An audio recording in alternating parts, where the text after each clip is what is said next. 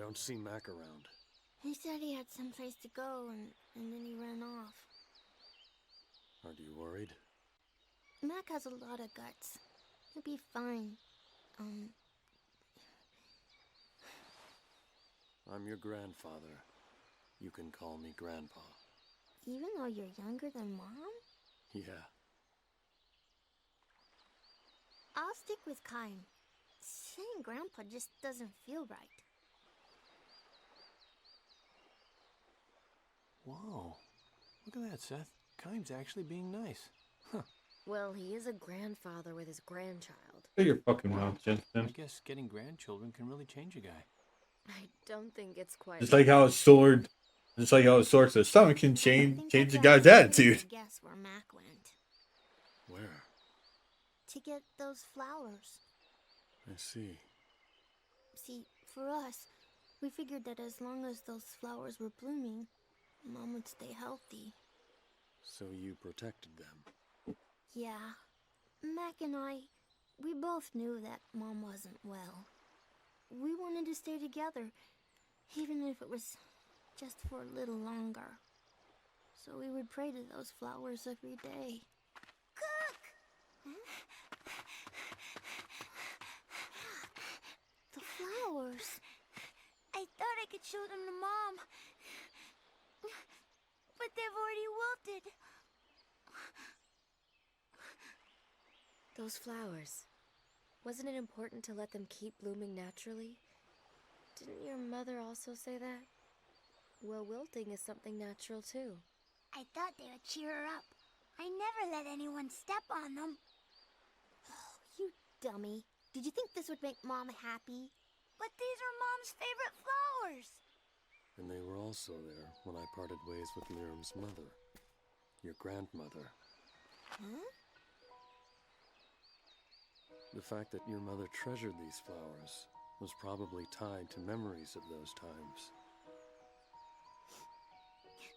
I'm sure your mother would understand your feelings. And I can understand them too.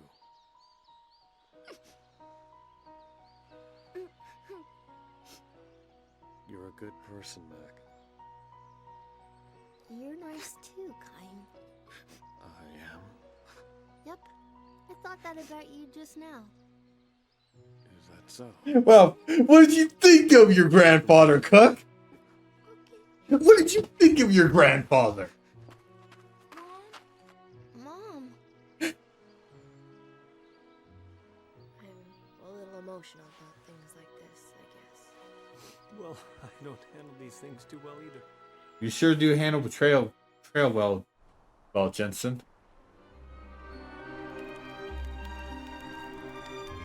Mr. Kaim, take hold of the ribbons, please.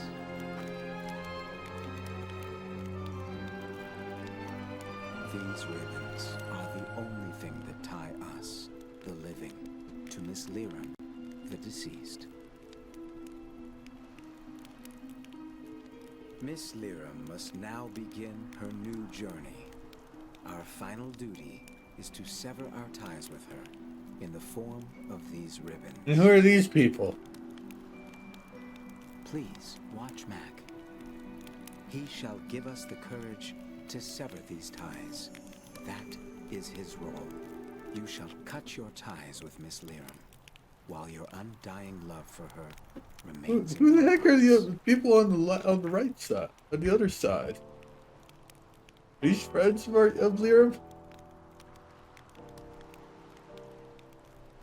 You said that even if we have to cut our ties, we still have our spiritual bonds, right? Yes, those bonds are eternal. Now, let us send Miss Liram off. Many ribbons from Miss Liram have been passed to her father. When all of them have been severed, Miss Liram shall begin her journey out into Mother Ocean. Mac, with the lit torch you carry, trace the movements of the wands the attendees are waving. Those movements will convey the attendees' wishes and parting I hope this words isn't to your mother. this isn't gonna be a hard to do mini game on If you game. perform a move incorrectly, the attendees' good wishes will not be conveyed. Oh If no! that happens, Oh no! Why? except when you correctly trace the movements with your flame, the attendees' torches will light up. Then the attendees will sever the ribbons with their flames to represent their own connections and to make Yeah, the but there are only Odyssey of two ribbons. eternal. Why do we need 4 people? When all of the ribbons are severed, Like, if we had Miss 4 Lyra ropes, that will would make start the sense. journey. Why do we need 4 people? Are you ready, Mac?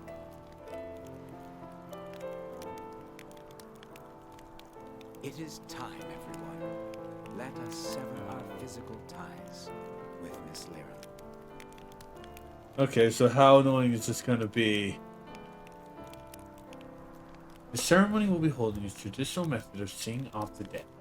Participants would light torches, use them to burn through the ribbon the gondola is attached to. Mac, it will be your job to light all the participants' torches. Liam was a good and kind person, all. Now then, let's begin. After expressing their condolences, participants will move their torches forward. Move your torch to the right, bring your flame to the tip of your partner's torch. Okay. Yes, that's how you put them together. This motion serves to represent the rippling ocean. Okay, that's actually pretty good. Alright, try touching the tip of your torch to your partner, and the fire shield will catch. This time, you move your torch to the left. This motion serves to represent the rustling cord.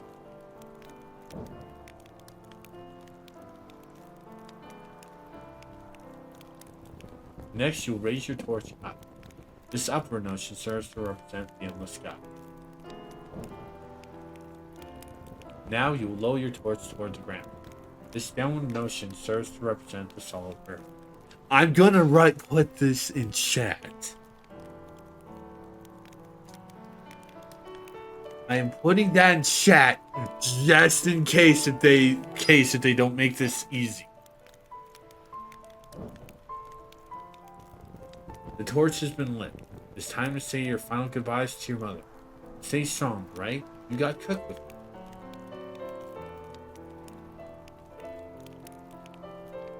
Your job then is to move the torch around like this and light the torch of your partner. You'll need to pay attention to your partner. Each Numerian will move his or her. Ah, fuck off! Fuck off! A different direction. Since ancient times, every Numerian family has had its own particular custom for sending off the dead. You must be aware of that. If you are unable to light a torch the first time, you may retry as many times as like. The important thing is that everyone here fully extends their feelings out to Miss Lyra. We do have many participants waiting here. Do try to light them as smoothly as possible. No. Oh god, this is gonna be annoying. Make this easy for me. My condolences for your loss. If you need anything, just ask. There's no need to be shy.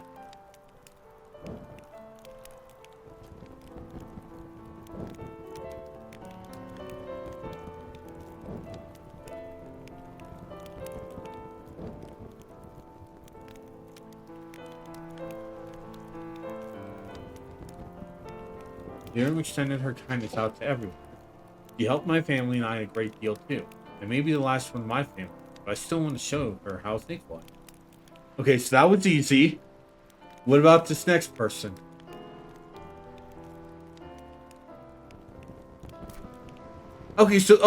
So there are 4 ribbons. Okay, I was looking at the big ones. I was not looking at the ones Kime was holding. That also would feel really awkward to actually do without burning the other ribbons.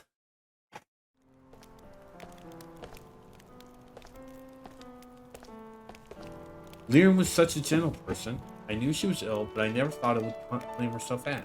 Hang in there, alright?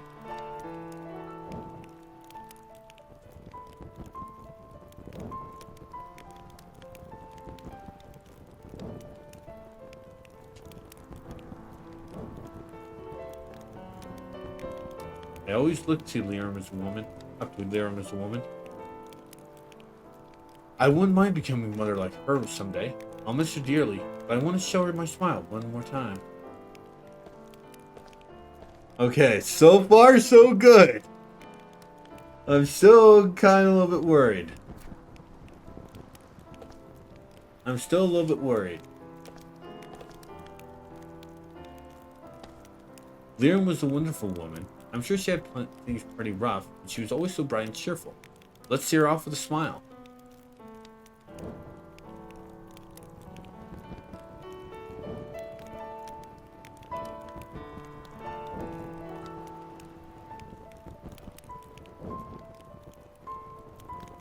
Ma'am, I'm a little kid. Oh. Yeah.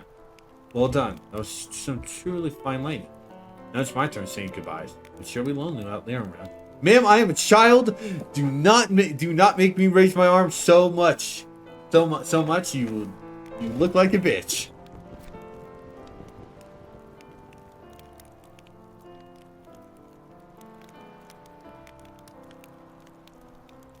It's such a shame that she was so young. Let's make sure your mother's nothing to worry about when you see her off, alright?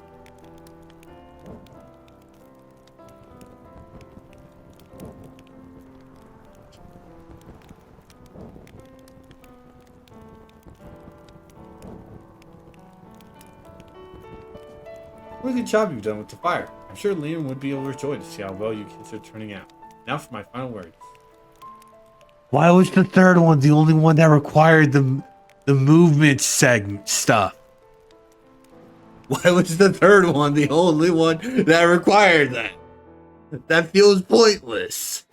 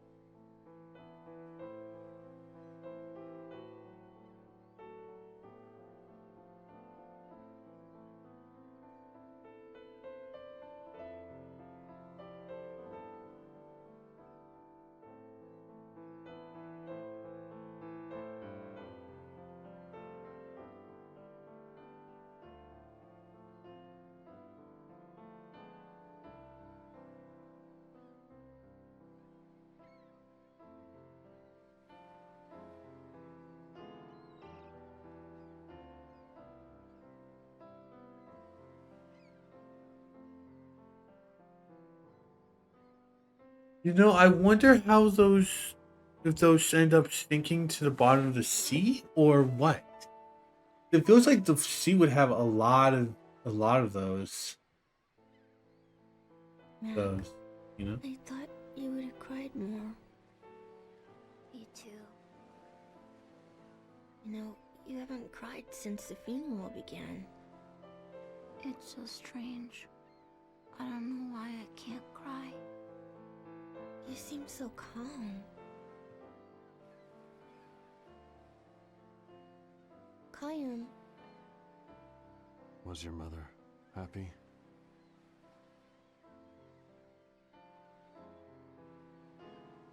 She was happy. She had lots of friends, and Dad was a really great person. Even the Queen cared about her and helped her out a lot. I'm sure she must have been happy.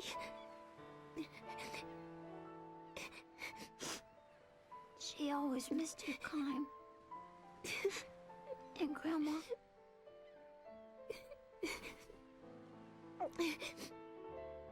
You don't cry anymore, do you, Kayum? You're strong, Kaim. I heard from Mom that you are immortal and invincible. It's amazing. Not dying. It's really great. Okay, that actually answers a thing that's always been curious on. So Liam's always known Kaim was immortal. I was thinking that okay. So that means that growing up, with Liam, Kaim is immortal. I wonder if we will explore how Kaim, Seth, Ming, and Sarah got their immortality. You know, just I just thought it was basically like a pack type thing. Like I want to say like a deal with the devil, but I don't want to go that dark. Like I don't know how to actually explain what I'm saying. Like again, it's like a deal with the devil, but not that dark. You know that's how I thought that they were. But yeah, this opened my eyes for that immortality. Not necessarily. Why not? It means I see so many people that I care for pass on, like your mother. You seen it a lot? Yeah, enough to lose count. That's why you got so strong. But it must hurt. It does. I want to grow up to be strong like you, Kaim. Even if it hurts. Even if it's tough. I won't cry. I'm gonna be strong. Right.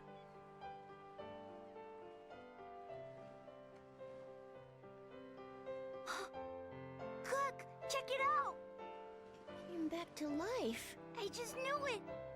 I just knew Mom heard our wish! Do you still believe stuff like that? Don't you think Mom would have done this? It's gotta be because of her the flowers are better. Mom is close, and she hears what we say. It must mean she's with us, Cook. That's impossible.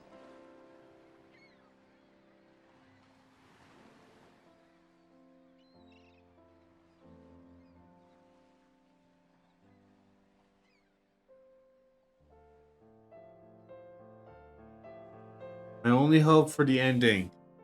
Kaim returns to his ghost town and lives happily with Cook and Mac. That's all I want for the ending. And now I just want Kaim to be a grandfather for his grandkids. Hey, Kai, can't you get your memory back instantly? I mean, that would save a lot of time. You are so stupid, Jansen. Are you for real? You don't Jansen, why do you care? You're going to betray us when Gongora reveals himself and shit. understand. I care too. You don't say. What's wrong? Look at this. Mac went out again, and here, read it. I'm going to meet Mom in the Crimson Forest. I want to show her these flowers. Crimson Forest. Ah, kids.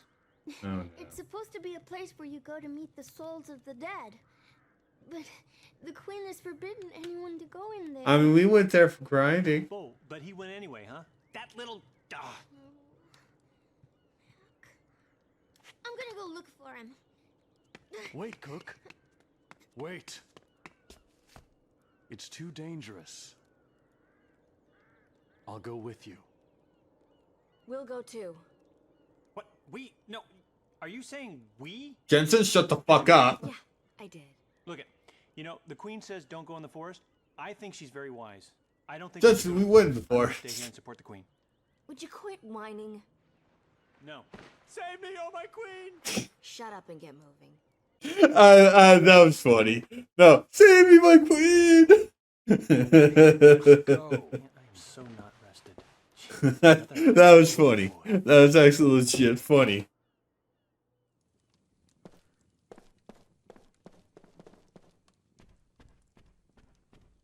Anything else we can? No. All right. The Crimson Forest is in the mountains to the west. We better hurry. There are monsters showing up outside of town.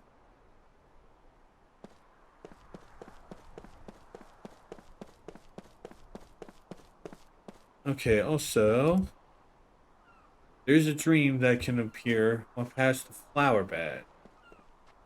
Oh. No, I'd say it took me a minute. Look at this. We do have 2 memories we can actually encounter now now that we've done this portion. First is right here. Encounter it very easily as we are leaving.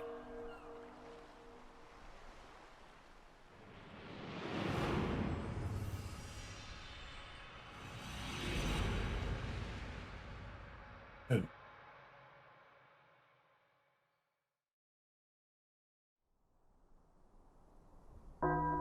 Evening. Bell. Okay, evening bell. Rolling farmland spread out before him. Time harvest that's wielding his hoe in deep concentration. The sky in this autumn evening is a deep crimson. Maybe we should call it a day, says the heavyset woman who owns the farm. She drops an armload of vegetables into the basket. Time nods and wipes his sweat from his vow. You're a tremendous help, says the woman. Look how much we've done. I responds to your praise with a slight nod. You still can't remember where you came from? She asked. Right not. Well, the way you work, she says with an easy laugh. I don't care if you're from the moon. Seriously, Time, what will you do when the harvest ends? I don't know yet. I've made up my mind.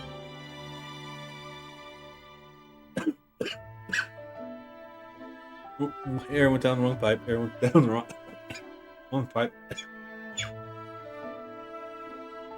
There's plenty of work to do here in winter, she says. It'd be fine with me if you wanted to stay on a while longer. Thank you, this time. She herself is a hard worker and a warm human being. This is not the life they lavish for luxury.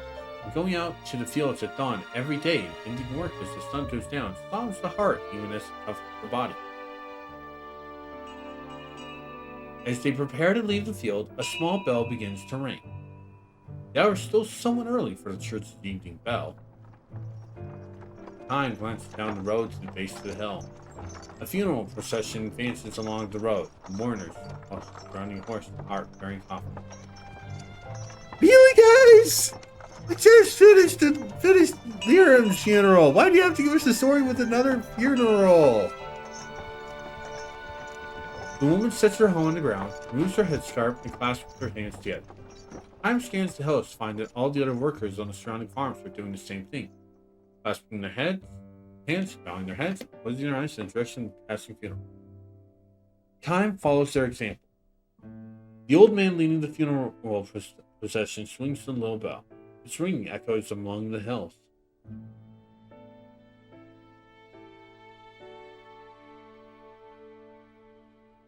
The mourners pass in silence. The woman in black veils, the men in black coats, heads bowed.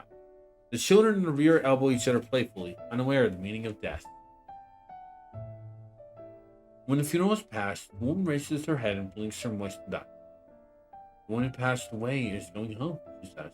Home? Time asks, somewhat startled. Home. The soil, the sky, the sea, like all living things. Time nods in silent recognition. How many deaths do you see in this endlessly long life of his?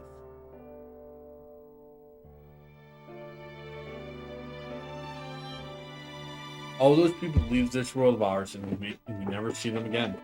In that sense, death is an infinitely sad event. If, however, we think that in dying, they go back to their homes somewhere, a certain comfort and even joy come from being old with them. But Time, who can never grow old or die, can never go home. The woman scoops up a handful of earth and says with deep feeling, many lives become part of this soil. Lives of tiny living things we can't see. Lives of withered grass. If you think about it that way, our vegetables are made for us by the lives of many others. See, can I ask you a favor, Time? Of course. If I should die while you're working here, would you scatter some of my ashes on this field for me? A handful would do.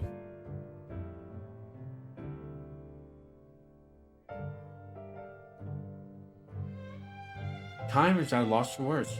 He forces a smile. Husband dead, children on their own, woman lives by herself on the farm. Time knows that it goes on working here, like it or not. He will eventually have to watch over the woman's deathbed. The universe should she were to die 100, 200 years from now.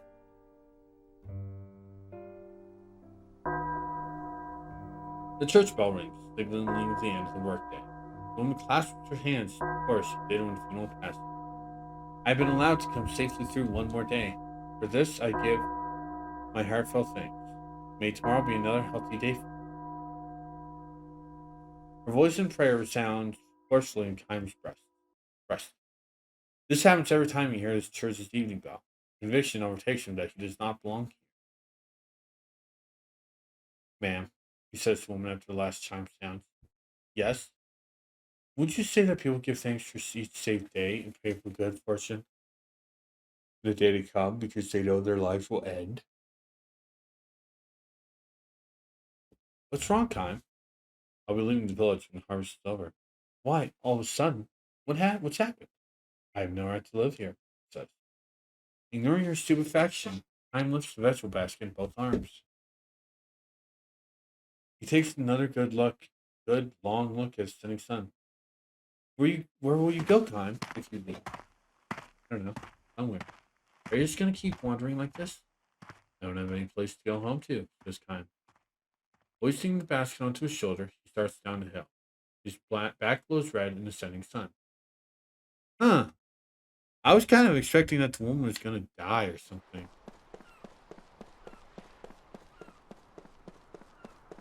The story was... honestly, I was expecting the story was going to end with Kime walking away after the woman dies and he scatters her ashes along the field. No. What do we got?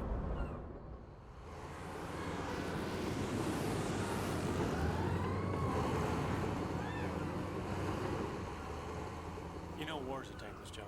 Apparently not. Boo! Boo!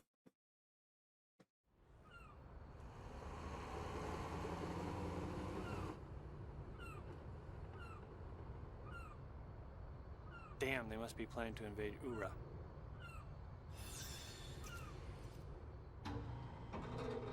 Jensen, what the fuck was that eye flash?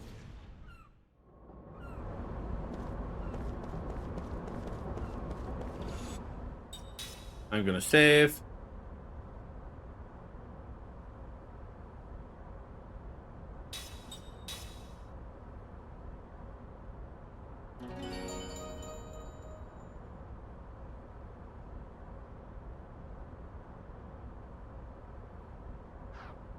Alright, so the other one, let's actually see if we can go back down this way.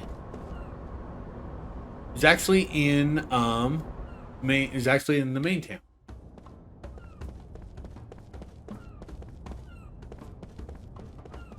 I always have done that all this time. Anyway.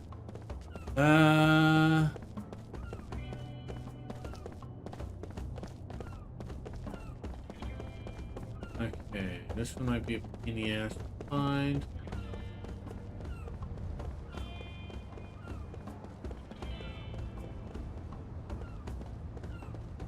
There we go.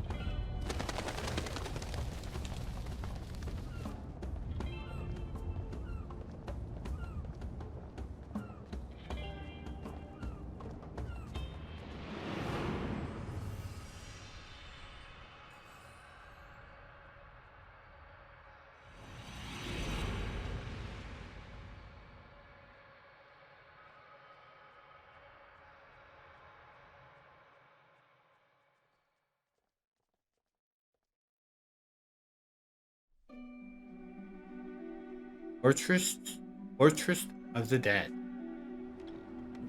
Didn't mean to do that. Oh. She always has morning clothes.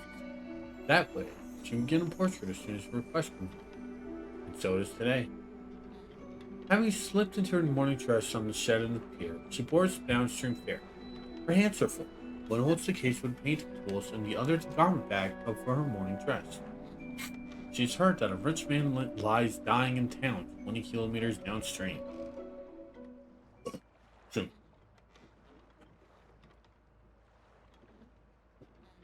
Her name is Rosa. It's a race against time, she says with a grim smile. I have to start as soon as possible before the face changes. Changes how? Time asks. It's hard to say. There's a deepening strain to Rosa's smile. But I know when I see it, when the person has gone from this side to the other side. Once they've gone over, I can't paint them. At least not in a way that will please the family. It just can't be done. Rosa is a professional portraitist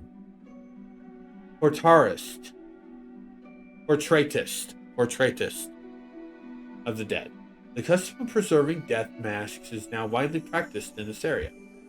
Families too poor to hire an artist daub the face of a newly deceased with dye and preserve the low one's deathbed expression on with a cloth pressed against the dyed face. Some families make a death mask with plaster. Only the wealthiest families can afford a professional like Rosa. That lurking in the background of an individual's death there can be a variety of disputes. I've heard families quarreling over the inheritance behind my back, even as I sit there sketching a dead person. One widow presented my portrait to her husband to the court to prove he has been poisoned. Portrait of her husband to prove to the court he has been poisoned. Another time, some loan sharks waited until the moment the man died and charged right to his house.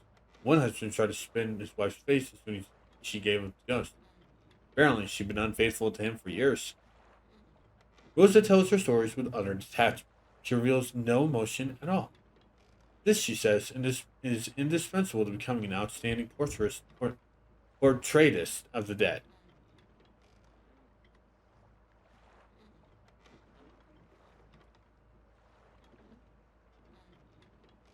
You have to open your sketchbook and get your brushes going with the bereaved family members right there over complete. There's no way you can produce a good portrait if you become emotional or allow yourself to be swept up in the emotions of other people in the house. Time responds with a silent nod. His only connection with the woman is to have boarded the same boat and sat at the same table in the cafe on deck. Only a few minutes had passed since she started volunteering her stories, but that is all taken for time to perceive the hint of nihilism lurking in her beautiful features. The more respectable artists despise painters like me. Why is that? Well, half of them accuse us of making our living from people's debts. The other half look down on us for not being moved by what we do. I see their point. I mean, the emotions are what give rise to all the arts, whether it's painting, sculpture, music, or literature. We don't have emotions like that. We're nothing but craftsmen. Rosa speaks without a hint of either self-mockery or pride. Her tone suggests that she is merely stating the obvious in an obvious way.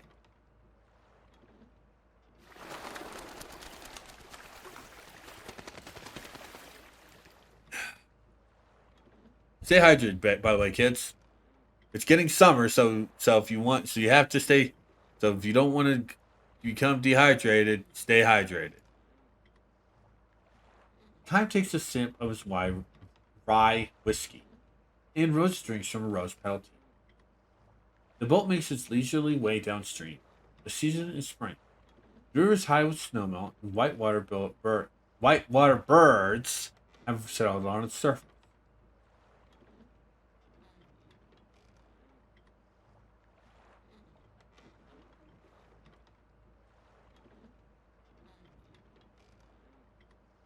Strange, Rosa says with a giggle. When I first saw you, I thought you and I must be members of the same profession, which is why I took the initiative to speak to you. Time gives her a strange smile. He knows nothing about painting, and he's fairly certain that there is nothing about his appearance that would cause him to be taken for an artist. It well could be, however. In the profile of this man drinking whiskey alone in the afternoon, Rosa recognized the hue of nihilism like her own. Or then again, she might have perceived the shadow of the other side, leaning fast and coming back. Until days ago, Haim was on the battlefield. There, he witnessed the killing of many enemies and many allies, but he was unmoved by any of it. Such youthfulness has long since vanished from him. Though outwardly unchanged, Haim has lived through several centuries.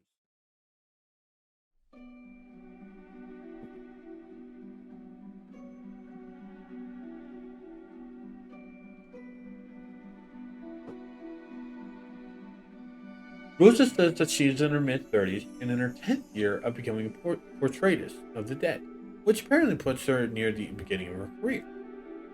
If you wouldn't mind, she asks, I have a few more things I'd like to discuss with you.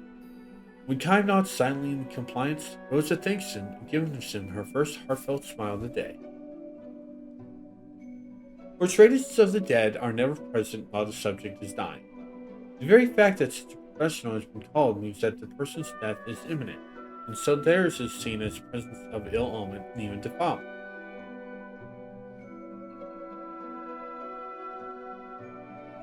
A family member or friend who has been at the bedside dares to broach the subject quietly in another room.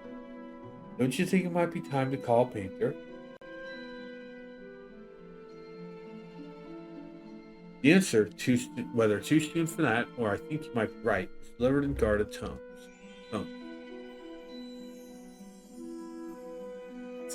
God damn it, Ash. In our Discord chat, she stated hydrate or dihydrate. God damn it. Why did you say that instead of typing it? My mic wasn't working at that moment. Oh, okay. Oh, gee, what a surprise.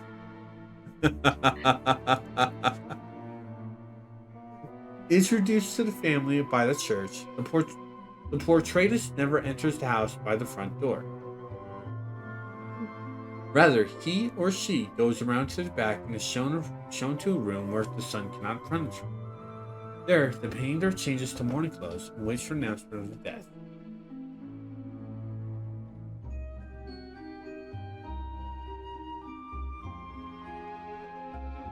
Eventually, a quiet knock on the door is followed by a summons to appear, and a painter dressed in mourning shuts the door. Not all deaths occur at the end of long lifelines, of course. All too often, the painter must depict the face of one who has died young of illness or accident. The face that emerges in the artist's sketchbook radiates the delicate vivacity of one who just crossed the border dividing life from death, one who is only moments before transited from this world to the other world. The work presented to the family is an oil painting done from the sketch. Rosa believes the sketch itself is far more authentic portrait of the dead.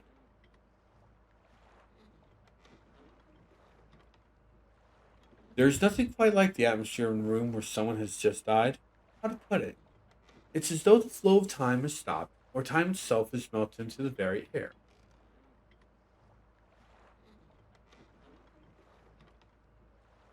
Alright. Thought I had a small burp coming. The sobbing and the wailing sound as if they might last forever. The only movement of time in all this being the way the fate no.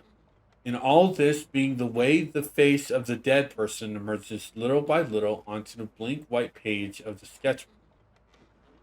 She hands him her thick sketch pad. See, she says, showing countless faces of the dead. This is 2 years' worth.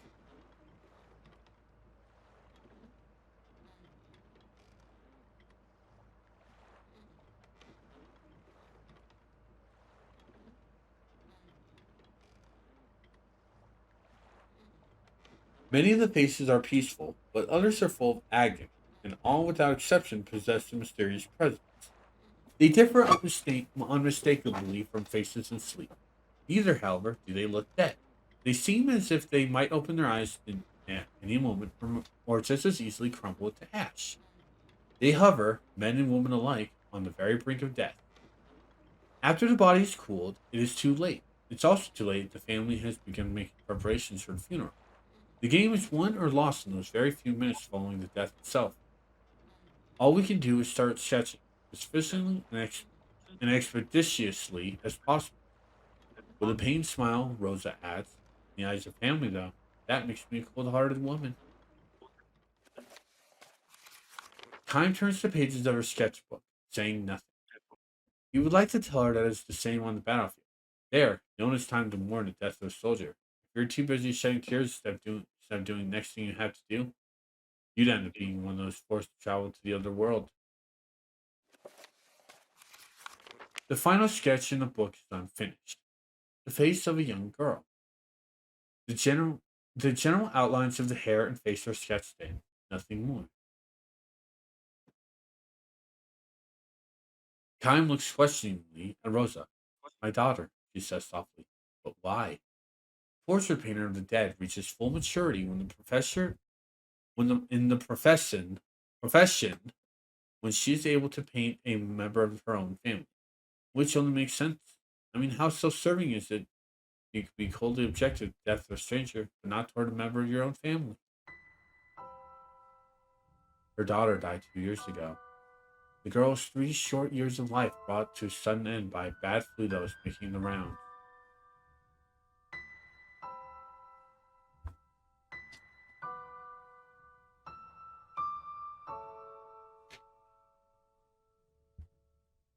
I was holding her hands until almost hands almost until the moment she died, Rosa said. I was in tears, calling her name and pleading with her to come back to me, not to die. After the doctor looked at her with a shake of his drooping head, Rosa released her daughter's hand and opened her sketchbook. Wiping her tears, she picked up a pencil and tried to sketch her daughter's face. But I simply couldn't do it. The tears came pouring out of me no matter how much I wiped them. I simply couldn't work.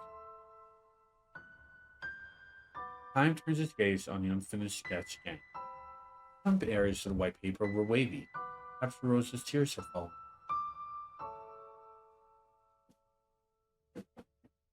I guess I'm not qualified to be a portraitist of the dead, she said with a smile, glancing downriver.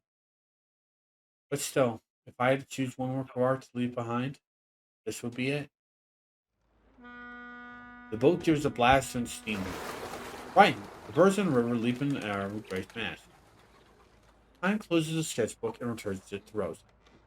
He considers complimenting her on the excellence of the drawing, but chooses silence instead. Such praise, he feels, could be a sign of disrespect for her work, for Rosa herself, and for her dead daughter. I didn't mean to bend your ear like this, she says. I'm sorry. He stands and peers at Kine once again. Really, though, you look like a member of my profession. Kine gives her a strange smile and shakes his head. Sorry, I should have said that. She responds with a strange smile of her own. You probably won't like my saying this either. Please call me if you ever need a portraitist of the dead. You won't need one, he says. I have no family. No family? Well then, when your own time comes. With a little chuckle, Rosa leaves. Her right hand grasps the case with her painting supplies, her left the garment bag with mourning clothes. Unfortunately, Time will never need her services. He cannot go to the other world just yet. On the long, long road of his life, how many deaths must he encounter? The steam horn blasts again. The boat gradually lowers its speed and edges towards the riverbank. When he leaves the boat, his journey will begin again. It will be a long journey. The next battlefield lies far beyond the mountains that tower in the distance.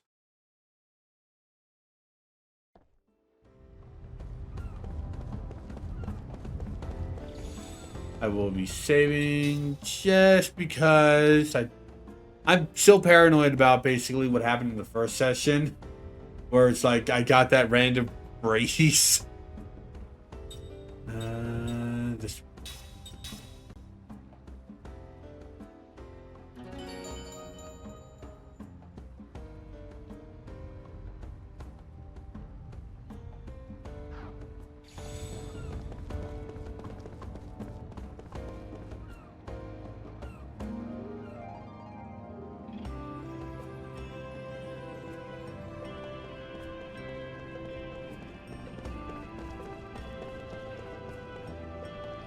Alright, so let's get out of here and head to the Crimson Forest.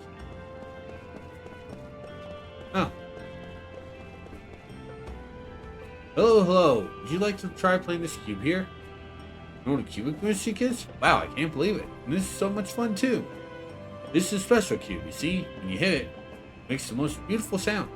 It's even better if you can create the right melody beat, because the cube will open up to reveal fabulous prizes. You get cubic music score to play. First time though, so I'll give you one to start out. Huh. That's spirit. What song would you like to try? Alright, ready to play the song it shows? The associated information begin the performance.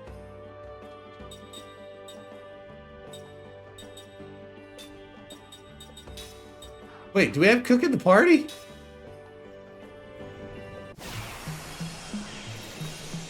Didn't know that was gonna get me to a battle.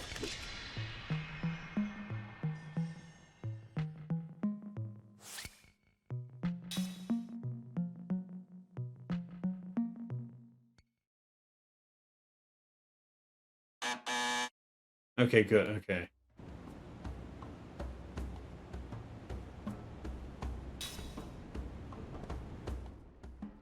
Oh, we do have a party member. Okay. Okay, so we can have up to 4 people. Okay. Alright, let's look to see what skills Cook can give us.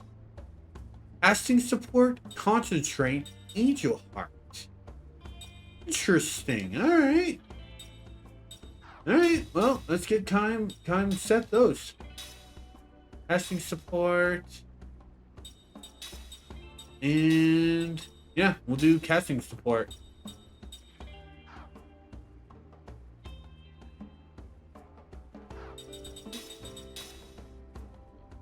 Okay, so okay, so Cook is another spellcaster. Okay.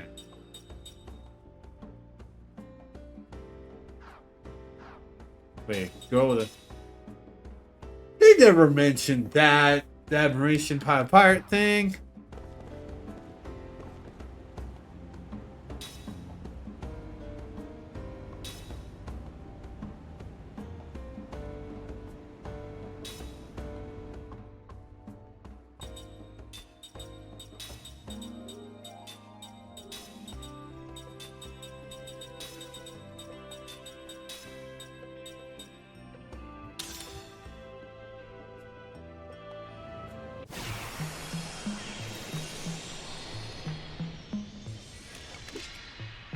Okay, so what do I need to do?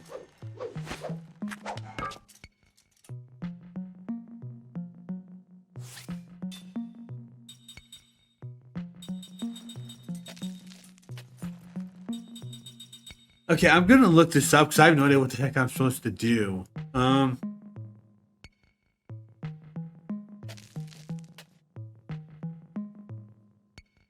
This didn't really explain it. All right.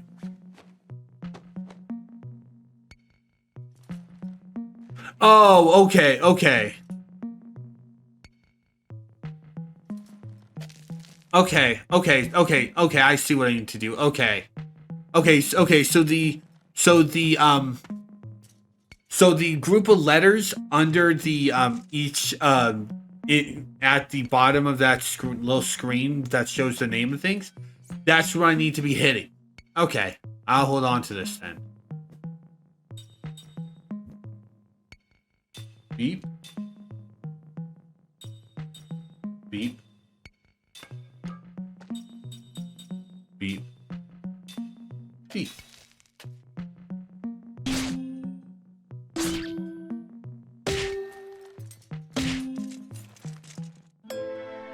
There we go. All right, so we'll just be all right. So when we basically do more of these, I'll write it down in chat. Okay, so congratulations. That was some superb playing. To commemorate this from first performance, I'd like to give you this.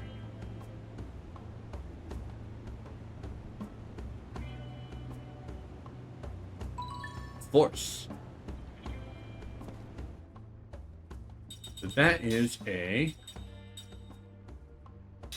level 3 black magic. So now we have weak. Ooh, weak physical. Okay.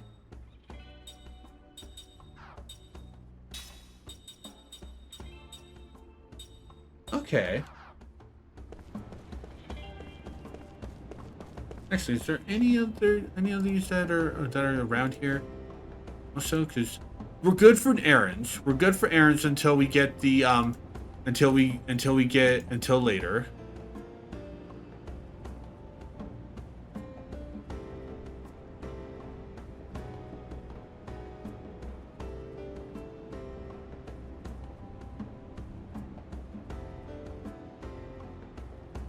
Okay. So there will be one coming up in Crimson Forest. Oh. Can I? Okay, so there's I see there's one here in Numara. That's number 3. 3. Let us see. Where's this, by the way? Okay, in the palace. Let's go and see if I can go and if I can go reach it.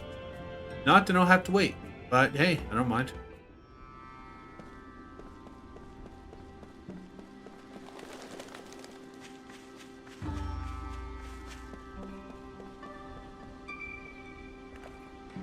Okay, you're allowing me to enter here.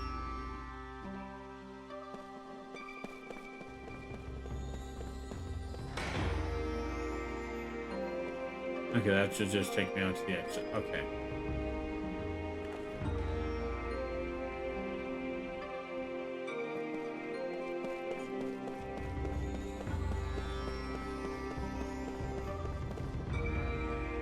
Okay, no. Alright. We'll get that later then. We'll get that later when we actually need to go there. Because yeah, this is it. Third one is in the palace. Third one is in the palace.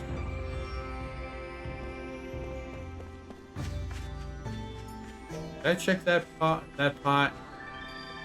Yes, I did. Cool.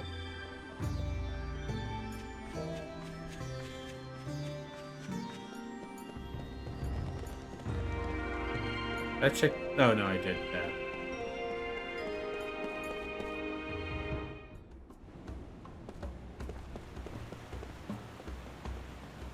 Also, I missed this.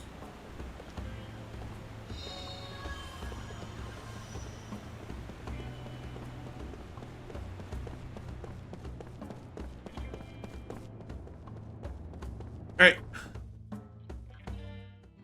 And now, we can go into the Crimson Forest for real.